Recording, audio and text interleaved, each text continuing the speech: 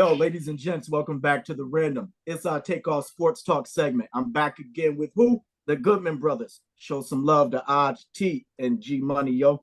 We're back today with our Potholes in the Line episode, and we're going to talk about the hottest beef in the streets first.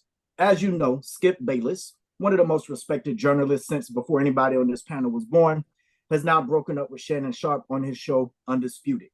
Now, what you don't know, the show's been on hiatus for 2 months. Why? Because they can't find a partner for Skip Bayless. Now, the show's a bit in shambles and they're scrambling. They're going to put together a makeshift cast come the end of August. What do you think about that? Was the show more Club Shay Shay, or is it a product of Skip Bayless not being able to hold on to any partner? What's his legacy here? Greg, let's start with you. I mean, the show is obviously more Club Shay Shay. I mean, when it started off, Skip gave Shannon a shot, and Shannon took full advantage of that shot. He became the star of that show, and him being in the position that he was in on that show, as hot as he was, they was gonna have to pay Shannon out. That was basically Shannon's show by the time they left. People checked in for Shannon because Shannon's a dude. I mean, always been an amazing personality, and with him having the ability to talk about all the sports, people really didn't see that coming. Pause. But people really didn't see that coming. So, I mean, now that he's got that, he started up the little Club Shay Shay thing. So he's on his way to being a whole media mogul. And Skip is like, people like Skip, but they don't like Skip. They like to see Skip argue with other dudes. Like, yeah, Shannon has the ability to sit there and talk and people listen. Skip needs someone to argue with. No one's going to sit there and listen to Skip just ramble on and on about things that don't matter. So, I mean, and you can tell that just by looking at their podcast stuff. Shannon's podcast is amazing. Yes. Great. Super entertaining. Skip's is dry as homeless ankles. It is just boring. Mayo Chella. Hey, yo. Boring. Oh, so, I mean, I think this is a great move for Shannon. I think Shannon's going to end up winning on this one. Yeah. Skip us to the point now where he's probably going to be ready to hang it up in a few years anyway, and they'll find him another host.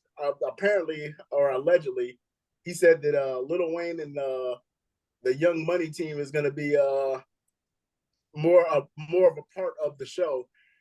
And if that's what I think he's saying, then I don't like it one bit. Like, nobody wants to hear a Syrup and Deuce mumble about sports from Lil Wayne every week. No one wants to hear that. No, with a new favorite team every week. Yeah, the Saints, baby.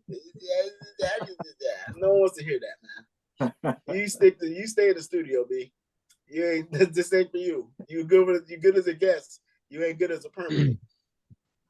Indeed. Yeah. Yo, T, what you got for us? all right. So the question again was the show more the Skip show or the Shay Shay Club Shay Shay? Indeed. Well, I mean, I think Greg laid it out pretty good about, Shannon being given an opportunity. I believe he's the first person that was a professional athlete to be given, I'll say a 50-50 kind of share on a platform like that. Most of the time, the ex-professional athletes just kind of come in, give their opinion on their sport, and then leave, right? So Shannon's the first one to really sit there and engage like they did for Undisputed. I think in the beginning, it was probably more Skip. He was the bigger draw. He was a bigger name. Like you said, he's been in the journalism game since before any of us were around.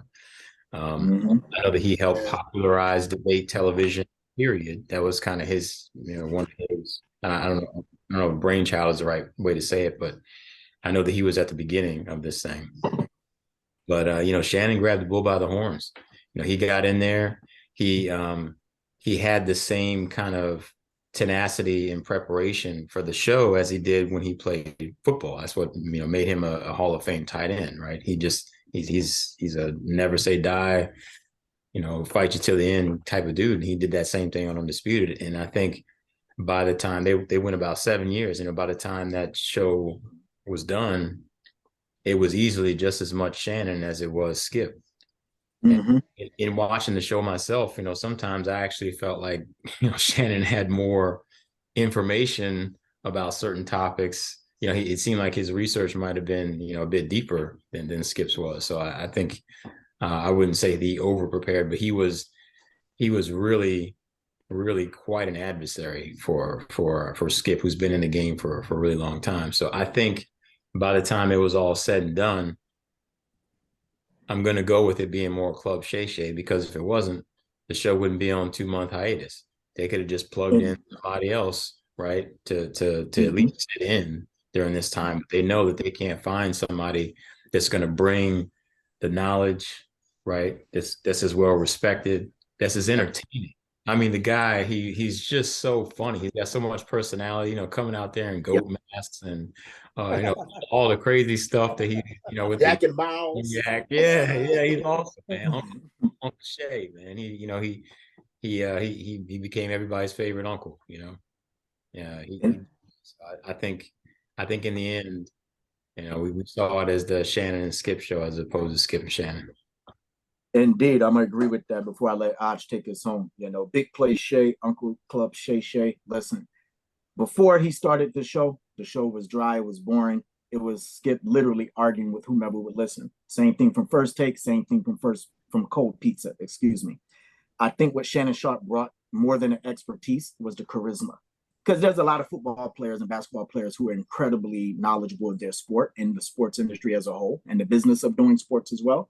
But his unique personality, it drew you in. And drawing us in, it drew in millions. And so the ratings went through the roof. Unfortunately, I think that, word on the street is Skip was unwilling to allow Shannon Sharp to have say-so in the topical matter, which you would think after 7 years, that's something you would renegotiate, so that you're not talking about the same things every day. I imagine it probably became boring to him, a bit mundane. And so, there was no time better than the present for him to move forward. I do think that, shout out to Skip Bayless. He does have a legacy that has been great for fathering some of this, but his inability to evolve is going to hurt him in the end more than anything. I know he likes to talk about legacies, but I think this is going to be a stain on his, just because the ego sometimes is a terrible thing. Shannon Sharp is great. Sometimes when you have somebody that great on your team, get out the way, let him cook. Arch, take us home. Well, I'm gonna be real quick with it. If you're asking between Skip Bayless or Shay Shay, it's gonna be real simple. You can get Skip Bayless, you can get Skip Gates, you can get Skip to Malou, hop, skip, and a jump, or you can get Skip Scampy, Shannon and 5. You know what I'm saying? Shannon and 5. You know what I'm saying? That's it. That's all I got. And with that, that's the best take of the evening. I'll tell you like this. Look. Wherever you go next, Uncle Shay Shay will be looking for you there. Big play Shay coming soon. Now we're going to talk about somebody else that's big, right? Pause. Talking about Victor Wembanyama. Wembymania. He debuted last night in Summer League in Vegas. Okay, go ahead, man. I'm sorry. Go ahead. The big term goes with him. He's 7'3", 7'5", whatever he is. He's bigger than anybody on the court. And his debut, he put up some.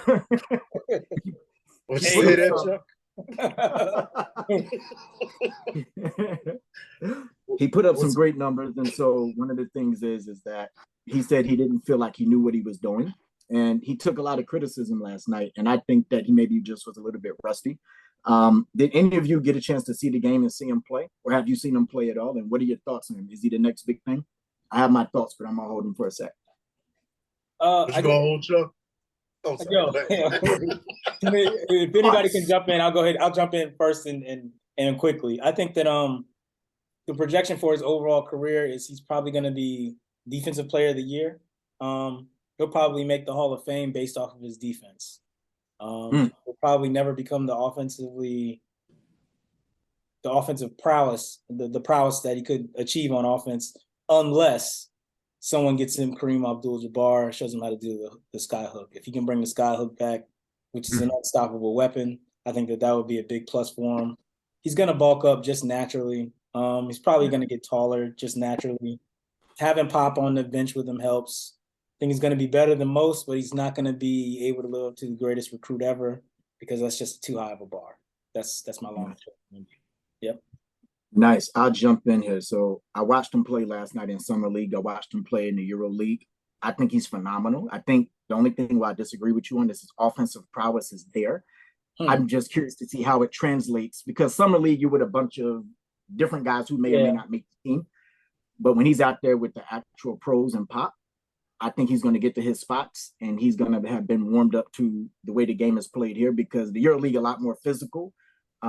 Here, some of the guys a little more athletic, a little quicker, and you saw him kind of like being awkwardly tall, trip over his own feet a little bit last night. I think once he kind of knocks that rust off and finds his footing, no pun intended, he's going to be a nightmare, because he's so much bigger than, like, Brandon Miller's pretty good as the number 2 pick, right? And he was trying to lock him down, but it was almost like watching a creative player. He took 2 steps from the 3-point line and was at the rim somehow, and he missed the layup. He missed these dunks, where this is where you knew the rust was there, maybe nerves, because, Kareem was in the building, everybody was. But I said, if this kid pulls it together, and he's only 19. I mean, that praying mantis, right? Like my thing about the offensive prowess is also that if Pop runs it the way he's always running, he's not going to sit there and get 40 points a game. He's going to get, no. You know what I'm saying? He's going to get like 24 a game.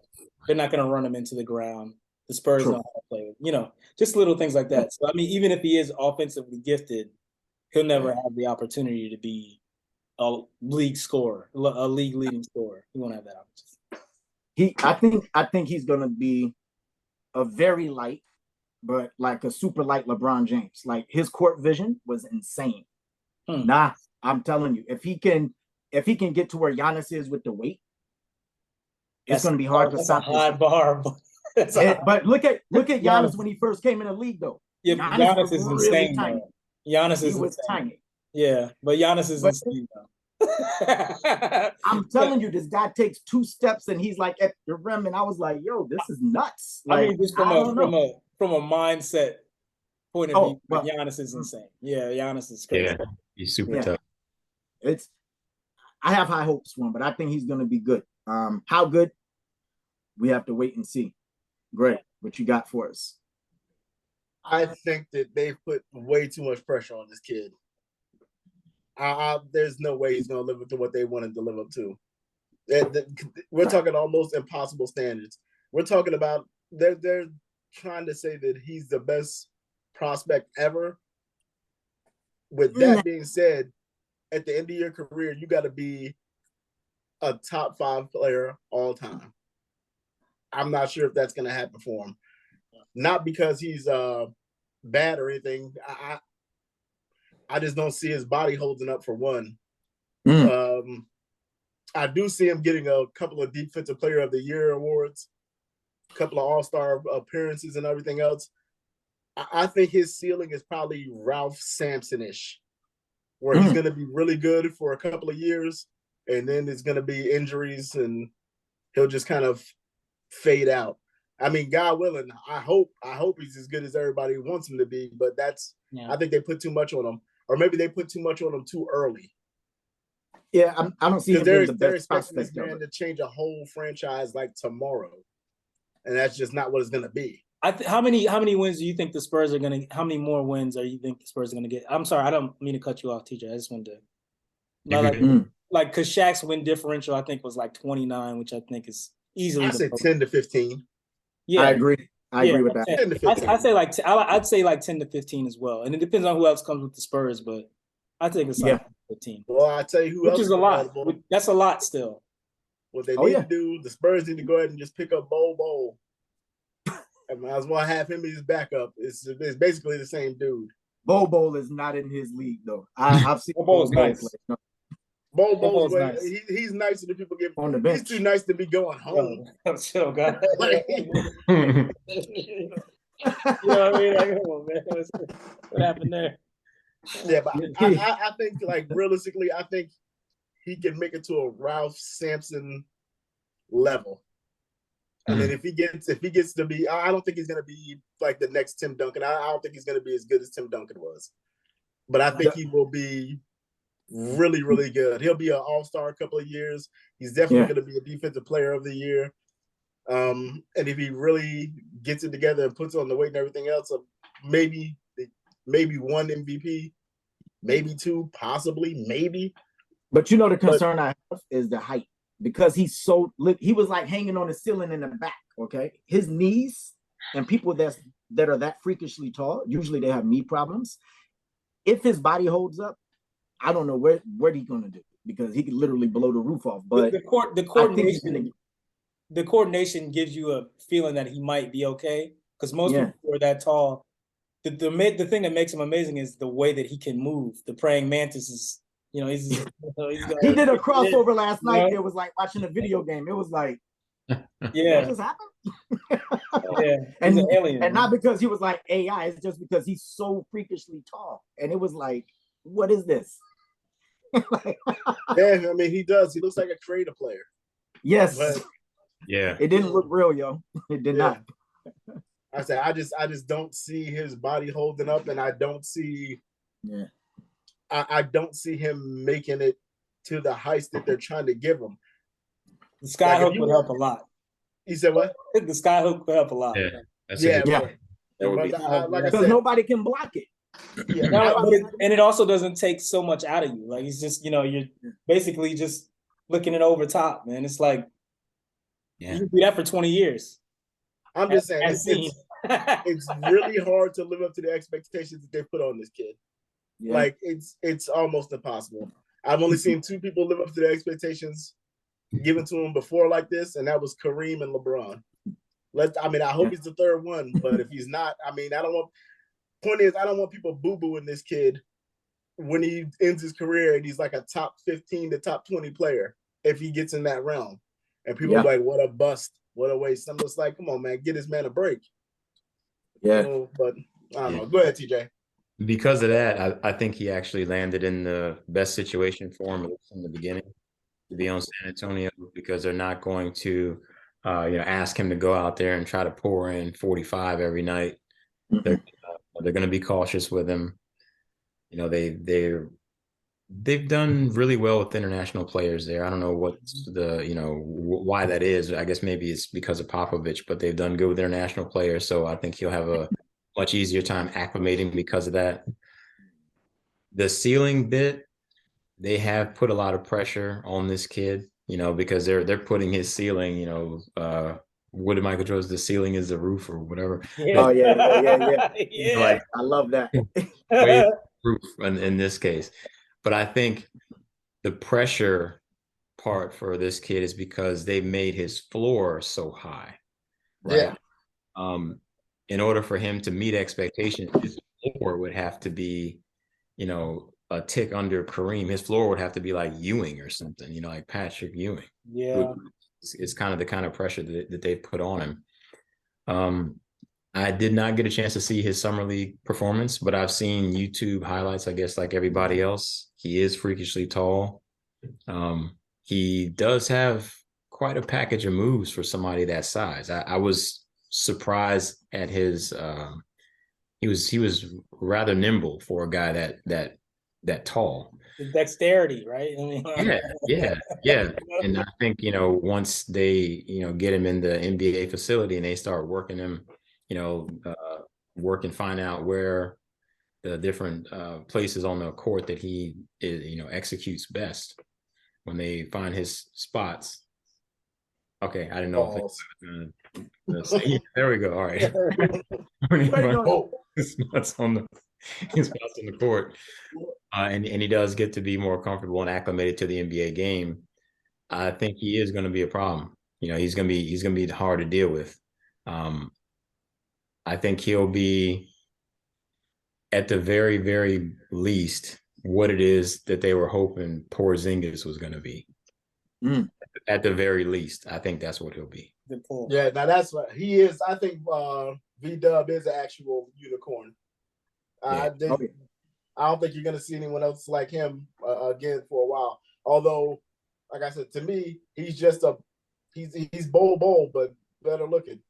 Like as far as his whole skill set's a little bit sharper, but it's the same kind of skill set. Yeah, I don't care. Bowl, just a little better. I don't care if it's Bowl, Super Bowl.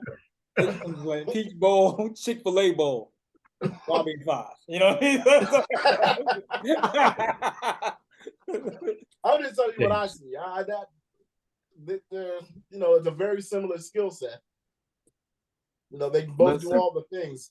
I think V Dub's is better than Bowl, but they're the same general player to me.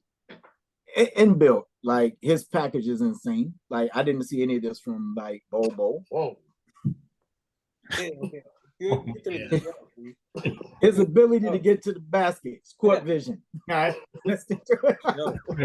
Get to the show. Listen, we wish Victor Wembanyama the best in his rookie season as he embarks on his new journey here in the NBA. I'm sure he's going to wow us all, and we'll look forward to seeing what that brings. Now, talking about somebody else who has next and expectations, the expectations for this next person we're going to talk about, this next player, this baller, right? The heir apparent has been a little bit tempered, right? I'm talking about Bronny James, LeBron James' son, who's now going to be attending USC. I had the pleasure of watching him in one of those classics, and he was cooking, for lack of a better word, the number 4 pick in this draft, one of the Thompson twins, who was actually really good, and did it with ease. And that wasn't the only time that Bronny held his own. And when I say held his own, that's being polite. He was cooking.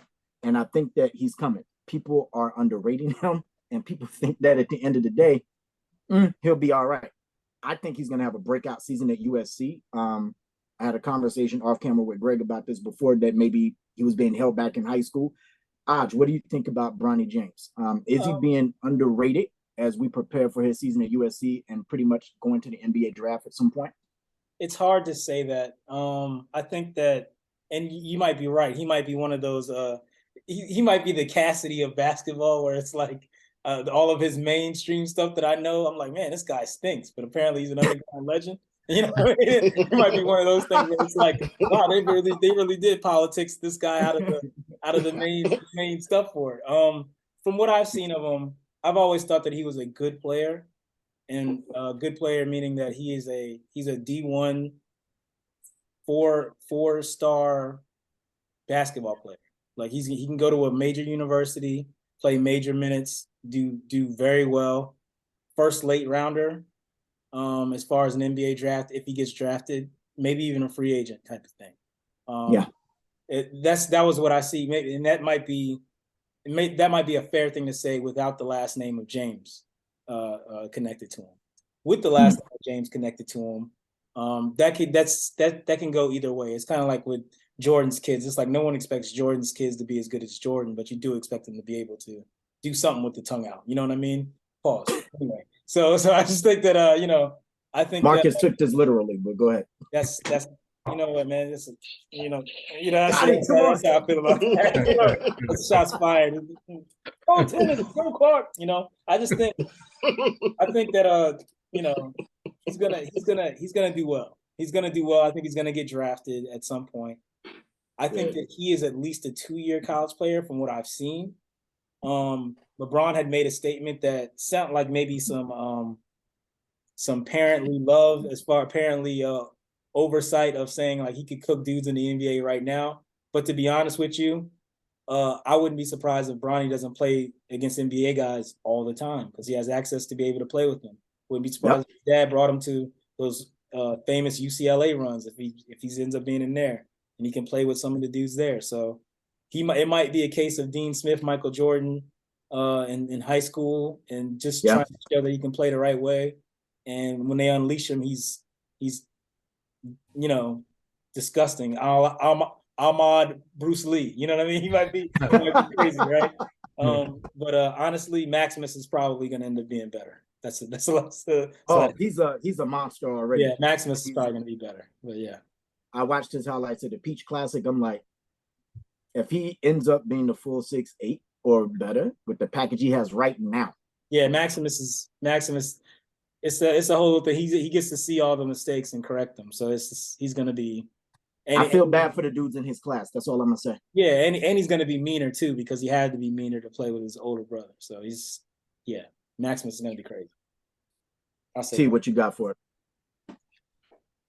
I guess in some ways it's hard for them not to underrate him based on who his father is. I mean, LeBron was the greatest draft prospect in the history of basketball. And maybe that's just been supplanted by, Wembanyama or whatever. But LeBron has lived up to it. And, Bronny has, that kid's got a set on him. I mean, I think he's what his, I guess the area where I feel that he's underrated or not appreciated enough is the mental toughness that this kid must have to be Bronny James and to, actually want to play basketball, to get out there and give it his all and improve every year. I mean, I haven't seen a whole lot of him, but I saw him from the time he was a kid, and I've seen a few videos, and he's gotten better and better and better and better. And, of course, he's got access to the Wile E. Coyote super genius of basketball, LeBron James. He's got access to him to acquire all kinds of knowledge and understanding of the game. But once you get out on the court, you got to be the one to execute. And from what I've seen, he can do that. I think he'll continue to get better. I think Aj made a really good point about him having access to not just his father, but access to play with active NBA players and to get a chance to hone his skills against the best in the world. And I think, I think he's going to be a problem next year for sure. And when he gets in the NBA, I think he is going to surprise a lot of people with his, I think he's going to be as clutch as his father. That's what Indeed, I'll jump in before Greg takes us home. He's going to sign with clutch. That too. That's for sure. That's true. His name is not Rich Paul for no reason, but no. I think Bronny is definitely underrated, and I think that having seen him play a few times, the higher the level of competition, he rises up to that level and probably surpasses it. So to T's point about his mental toughness, it's insane because the pressure of being LeBron James' son, and you're talking about arguably the greatest player of all time up there with Michael Jordan, and that's your father, and he's delivering like this. I just think he's going to blow the roof off. I think that with this crop of players now, that the new generation taking over the league, he's easily a first-round pick if he stays healthy and keeps working on his game. And I say keep working on his game, meaning just getting better every day, which most great players want to do anyway. The way he's cooked a lot of these players who are in the league now that we know of, insane. I can't imagine the stuff that doesn't make the cameras. I can't imagine the guys he's already run within a league. I can't remember if there were two players, if it was Paul George and what's the other kid? The rapper. I know what you're talking about. Yeah, they had a partner. They were like, he absolutely can. And I mean, their eyes lit up, which means they've seen something, for them to say. So it was good. High praise. Yeah, they were saying because he was saying that some of the dudes in the league are trash, and they was like, and he was like, Bronny could cook some of these dudes, and they was like, does that sound like cap to you? They was like, well, some of the dudes in the league are trash. And they was like, and Bronny's pretty good. He's pretty good, So. Yeah. Yo, his daughter put up 38 points today, and one of those classics as a sidebar. Gilbert Arenas' daughter, she can ball like insane. Yeah, I seen a highlight. She's a problem. His son's good too, but his daughter, if she goes to the W, it looks like a Cheryl Reggie situation going on. She can ball. That's why I discouraged my kids from doing all athletic activities. These guys was like, yo, we're gonna just get our kid these stars. It's like, yo, I'm just gonna get my kid to play basketball. It's like, yo, when Patrick Ewing Jr. is going 28th in the first round, we got no shot, kid. I didn't mean that for any of the kids out there trying to. Greg, take us home with this topic. What you got for us? I think that the thing that happened with Bronny, mostly in high school, is he's been a team first player. So he's not out there trying to outshine, outdo anything. He's doing what works best for the team and everything else. I honestly think that with his jumping ability and his IQ of the game, he has the potential to be Russell Westbrook with a better jumper. Like that is the ceiling for him. He has that kind of potential. The question is will he do that depending on what team he's on? If he's got a great team around him, he's going to be a very, I feel, a very traditional point guard that gets everyone involved. He's got great court vision, and he's a dog on defense. Mm-hmm. And that's really where he's a dog. His money is made, to be honest. But offensively, I think he hasn't. He's only shown a handful of times that he can really rack up points when it's needed. So if he ends up on a team where they're like, hey, this is your team, we need you to do X, Y, and Z, we may see what his father's talking about how he can cook some of these people. Because I'm telling you right now, the kid can jump out. He can jump out of the gym. Yes. You know he knows the game. And his jumper is not bad. He's got a solid jumper. So I think it's always going to depend on who's around him on the team and what needs to be done. If he ends up on a team where he's the man and he's going to be forced to take over, I think we're going to see the best of him. If he's on a team where it's a good, solid team and he has to run point and just do his job, we got the potential to see this kid being more of a Chris Paul than a Russell Westbrook. Nice. Which means he's gonna be really tenacious on defense and run the offense very well, because he knows the game, because he has no choice but to know the game, because his father seems like someone who watches him plays and sits there and corrects every single thing that goes on and breaks everything down to the point where even if he's not really paying attention subconsciously, it's all going to sink in. So I think those are the players that he could end up like. Not to say he's going to end up being as great as either one of those guys if he goes to the league. I'm saying that those are the ceilings for what he could be in the league. Or he could be Kemba Walker. Who knows? Kemba Walker. Which isn't bad, but, you know. Now, what's the comparison is on point, though? Spot on. But that brings up a good segue, right? So a bonus question here. LeBron has kind of articulated that he'd like to play with his son if possible, and if that's something that Bronny would desire to do before he retires. Do you think Bronny would be better served playing without LeBron, or if for like a season or two they played together on the same team? How do you think that dynamic would play out? Nobody wants to bring groupies home and have your old man there. Yeah. His off-the-court life would suffer. That's true. Yeah, it would suffer. I mean, at the very worst, his dad will be like, well, let me show you how to really full court press these hoes. Like that, will really be disappointed. Savannah's not. Savannah's not touching. Savannah's not. You know what, man? Your heart's going to be broken. Bronny like, damn. Bronny and Paul. That's all I don't have time for that. Yeah, I think it would be awesome for him to be on the team with his dad, just because that's never been done. And I think if he ended up on a different team than his dad, then he's going to find out how good his dad really is. Yep. He's going to find out. It's going to be a tough lesson. He's going to dunk on his boy. It's going to be he got dunk on that. He's going to dunk on him and push him in the third row. That's my thing, though. I was to that point. I want to see them on different teams, and I want to see him play against his son, because I feel like all the coaching and everything he gets at home, obviously his home cooking is great, but I think the greatest lesson would come on the court and having to play and compete against them. Also, I think that it would force Bronny to grow as a player, because your father there, again, he's LeBron James.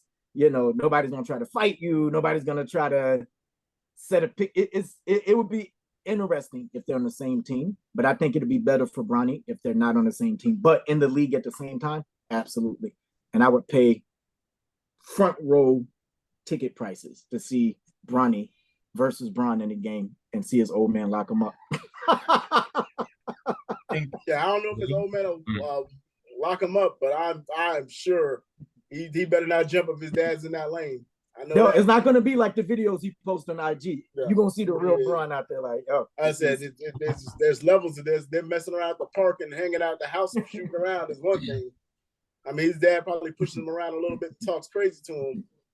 But out there, when the money's on the line, hey, man, it's going to be a tough lesson. It's going to be a real tough lesson. Jake Shuttlesworth. Unless LeBron turns into trash real quick, like that, if age hits him overnight or something, it might be different. But right. Yeah, I think it would be best for them to be on the same team though, for Bronny's sake, because I mean, his social life is probably gonna suffer a little bit, but for him to gain an understanding and realize what's on the road and all that other stuff and the pitfalls and traps and everything else. I mean, if you're gonna have a veteran teach you how to live your life and not get in trouble, then hey, the only person I've seen do it that level successfully is your dad. He's the GOAT at that. Yeah, he's the GOAT of not getting in trouble. He is the best. He's the best at keeping bad press away. Indeed, indeed. There's that. Shout out to Bronny James. We can't wait to see what you do next. We're going to close out the show today on a topic that's a little somber for me. Bomani Jones' show Game Theory is canceled after 2 seasons. I think the show had great promise. I think it was doing incredibly well. I think it was hitting its mark and its stride before this merger between HBO and Discovery Plus, HBO Max, pardon me. Now the channel is known as Max, and they're kind of doing a bit of house cleaning, if you will. Do you think that his show was too smart in terms of the sports realm compared to what we see with the Skip Bayless argument style shows? Or was there something else at play? You can kick us off here. Oh, or anybody can jump in. Yeah. No, that's fine. Yeah. You know what I mean? The argument shows, of course, are rating monsters as far as sports goes, because it makes everybody think that they can do the same thing, right? It's a plug and play deal, as far as the way that people at least associate it. I know there's plenty of people who have at least some knowledge of one sport or another.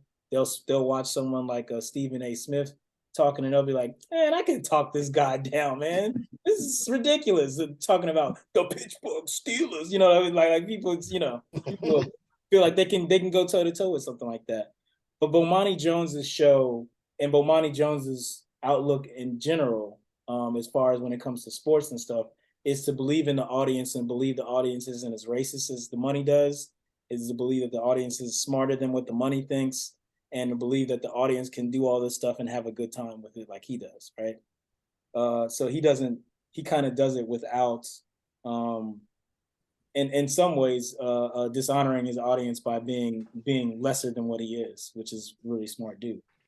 I think that the only people who aren't ready for a show like Bomani's show is the people with the money, to be honest with you. And that was shown by Le Batard when he went out and struck out on his own. If you've ever listened to a Le Batard show, it's sports is in there, but it's a bigger show than that. It's like a bigger thing than that. It's got politics and it's got a whole bunch of different stuff in it. It talks about journalism. He talks about, ironically enough, the idea of sports journalism completely taking a back seat and being taken over by basically what he calls wrestling characters, where these guys go out there and they do stuff for entertainment's sake and argument's sake. Even if they don't really believe the take, they do the take because they know the take will get ratings, kind of thing. I think that Bomani, on the other hand, is somebody who, while he can talk about those issues, he would much rather just have fun. And he always has these shows where he talks about like the summertime, how there's nothing to talk about. So he talks about his strategies around how to do that. And it makes it fun for the listener, because there are certain things that he says and there's certain things that he keys on that makes you think differently, but at the same time you're like, I was thinking about that the other day. It's kind of like one of those type of things. So I think that it's really sad that HBO or I should just say Max got rid of it, and I know it was a casualty of the merger. But I will say, if I could critique it one little bit, I thought that his show would have been better served without a live audience. I feel like his show would have been something where, because he's so good at explaining and having these broad overviews of how sports intertwines with different things like economics and culture and so on and so forth. I thought it would have been better if he had a show kind of like the guy Wyatt had back in the day, where it was kind of like a grown person Sesame Street, where they had illustrations when he was talking and stuff like that. That was just an outside observer looking in. But I mean, he's Bomani Jones, man. He's one of HBCU's finest ever. You know what I mean? So shout out to him. So, but yeah, I thought that I think that unfortunately people like to dumb down. That's really it. They like the dumbed down version of what it is. I'll jump in and be brief before I let Greg and T take us home here. I just think that it's unfortunate. He's probably one of the smartest people I've ever seen in the space in terms of his approach, his style, the content, right? Is very thoughtful. It's a very measured approach. Sprinkles of comedy, sprinkles of a little bit of serial comedy where it makes you think and it challenges your way of thinking. It takes you a little bit left of center of a lot of the shows that you see day to day now that has literally consumed every platform, where it's just like, is LeBron James better than Michael Jordan? Yeah. It's like you're tired, you get tired of hearing that, right? At some point, when you have a person like that there, the problem that I have with it is not with him, but the suits at large that don't want to understand it. And I think if you have a infrastructure that's committed to misunderstanding your message and your audience, you'll never get the chance at success that you should have, right? And I said should have, not from entitlement, but from earning it, because he's also somebody who's put in work over the years and been at this for a long time in various different mediums. And I saw an article that came out from, again, a sucker MC. We don't recognize them here, but, talking about Bookmani has failed at everything he's ever done. And I'm like, if you're not, failure is subjective. And also, if you're not failing, you're not trying, right? He's committed to what I call excellence. And in order to experience continuous excellence, you got to put forth the effort, right? Win, lose, or draw, it's all a learning experience. And I think that with game theory, he was literally very close to just like hitting a grand slam out of the park. Unfortunately, the way that television works, and most people aren't aware of that, you need the support of the network, right? So I hope that Bo, and whatever he does next, I really hope he doesn't scratch game theory in its entirety and that they remix it a bit. Obviously, it has to be under a different title, etc. But they take a book from the creators, put the power in your own hand, and, put your business wherever you choose to shoot it and spread the content at. But the content was high quality for me. Sad to see the show go. T. Yeah, me too, man. Bomani, I guess I don't have to spell out what his brilliance is. You guys did a good job of doing that. Thankfully, because of his brilliance and his ability to do a lot of different things. He writes, he's an economics major. He has a lot of different talents. So I know that he'll land on his feet. So I'm not, so much worried about him personally, of course. I am disappointed that they cut his show from the roster. Because his show was very, very unique in the sports space. It wasn't a debate show.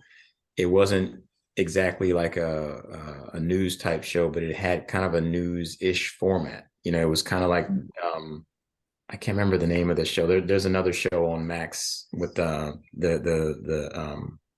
Brian Gumbo. Last week now or whatever. That's it. John Oliver. Yeah, it's like a sports John Oliver.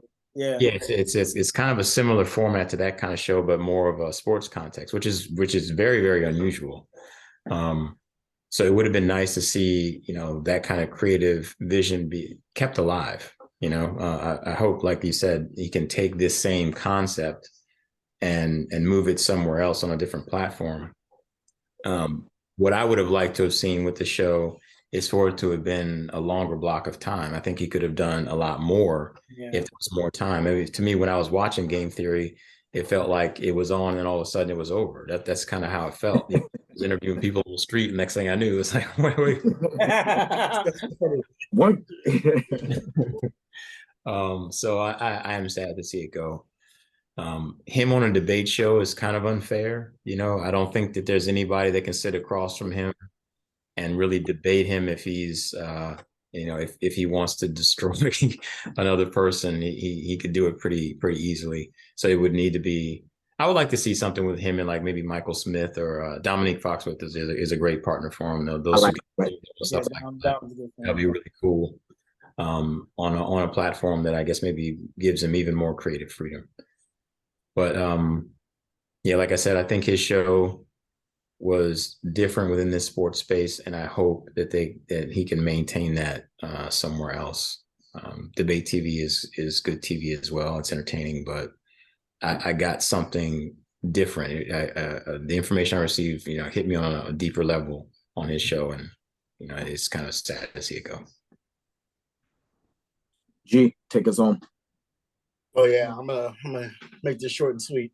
Bomani Jones is probably the most underrated person in this field, by far. He's if he's not the smartest, he's one of the smartest, just as smart.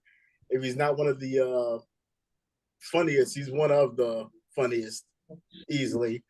If he's not one of the most liked and respected, he's one, then he is the most liked and respected.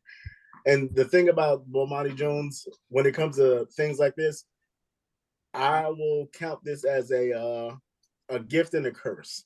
I mean, it's upsetting that he's gone and he's left, but what I do know about this guy is every time he goes somewhere, loses something, when he comes back, it's on a bigger and better platform. Mm-hmm. That is literally every time that he's been in a situation. So I have zero worries about his future. I'm sure he's going to come back as something maybe a year or two from now. It's going to be bigger and better than Game Theory. And I don't know what network it'll be on. It could be Peacock, could be back on ESPN once they get their lives together. It could be on Fox. Or he's actually smart enough, articulate enough, and good enough at his job where he could end up on CNN if he wanted to take over Don Lemon's old spot. He can go anywhere. Like, yeah. Well, I said take over the slot, not be the new Don Lemon. Oh, yeah. There's a difference, man. There's a huge difference there. Yeah, there's a difference. Yes. But I like he's one of the few people who I've seen. There's been a couple of people that I've seen lose jobs, and I was like, oh, I'm not worried about them at all. They'll be fine. Shannon's one of those people. Jamel Hill was one of those people, and he's another one of those people where I know just because this chapter is over, don't mean the book is ending. He's definitely gonna be somewhere else. He's gonna, and wherever he goes, he's gonna thrive and do something amazing. So, like I said, to me, gift and a curse. I mean, they gave him a good show on HBO. I think they could have gave him a better time slot and more time to do a show. Yep. So his next deal, wherever he goes, maybe he does all things sports and he hollers at all those guys who got fired from ESPN and they do something and he's the head of it. Who knows? It could be him, Jalen Rose, and a couple other people all get together, call up his old buddy Max. I mean, they could all get together and make a monster show. Bill Simmons is probably salivating somewhere like, yo, I'm Bill Simmons probably like, yo, let me come over here and get. And to be honest, man, this is I think this works out for him because with what's going on at FS1, they got nothing right now. So, hey, I don't know who that guy is in the morning before. They got Nick Wright. I said they got Nick Wright. He's talking about Doug Caton or something. Yeah, that guy who comes on before Undisputed. Yeah, he was a gambler or something. That show sucks, but yeah. Well, yeah, that show stinks. They need to get him out of there. That's where they can start. They can start with the firings, get him out of there. And you know what I'm saying? With all the horribleness that's going on there right now, because I don't know who they're going to get on Undisputed, but I'll tell you right now, Undisputed is no longer, it's about to be Sputed because Shannon's not on there. So that's going to be a slot that's going to end up getting open. There's a whole wide range of stuff on that channel alone where he could just go ahead and move right on in, starting with that guy in the morning. I don't know his name, but he's trash. The whole show is trash. He's trash. All their commentary stinks. They have no chemistry. He is the worst person in sports that I've seen on any network anywhere. He couldn't lace up your shoes if you was in the Bahamas about to take the court with Michael Jordan. Listen. Yeah, get him out. Yeah. Who is this? He's the Tubi version. I don't want to talk about it commentating. Yeah. He's garbage. I don't know his name. I didn't even bother to learn his name. I tried to watch the show once and I was just like, okay, when does the actual entertainment start? I was like, this is the longest sports infomercial I've ever seen. Like, what is going on here? That's a great way to describe it. It is trash. Like, even the highlights, you know how they have highlights where it's supposed to be like the best parts of the show, it's supposed to get you interested in watching it? I saw his and like they had one for him, and I saw it, and I was like, yuck. Get him out of here. Oh, God. And I'm going to end the show with this, right? Because that's an excellent point. Who knows his name? Who cares about his name? We don't care about his name. Shannon made the show. He recognized his power. He recognized we are the culture. He's leaving. It's the same reason you haven't seen Skip go get a non-person of color to be his co-host. He has to have us to make the show work. Victor Wembanyama, bet on himself. He's going to work. Bronny James, as big as the name is, you know what? His testicular fortitude, his ability to say, you know what? I got this, and lock in and stay focused, despite the name, despite all the access. You have to admire it. We are the culture. Bomani Jones, again, I don't know. These guys from Max have come in and managed to wipe out everybody that just so happens to be of a certain persuasion. Their shows, the movies, they canned a lot of stuff. We are the culture. If you don't know anything about what I'm saying right now, I'm saying is that the power is in your hand. Take advantage of the opportunity. Always create, write, and control your own narrative. Learn from these folks that we talked about today. Tap into your superpower with that. We'll see you again soon on a new edition of the Random Takeoff Sports Talk. Peace.